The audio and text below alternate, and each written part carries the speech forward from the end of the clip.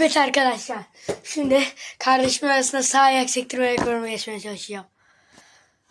Hadi zaman başlayalım. Orada en sert top yapacağım. Daha yeni aldık. Daha yeni havasında şişirdik. Ama hadi Euro 2024 topuyla yapacaktım. Vazgeçtim. Bu topla yapacağım. Geçelim. İnşallah görünürüm diye yerden çıkacağım. Bir. Yeniden. Bir.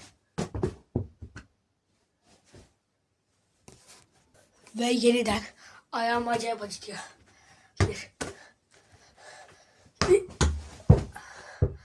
Allah Allah. Şimdi biraz daha yumuşak bir topla yapacağım. Hangisi yapayım? Bunu mu yapayım? Yıldız topuyla.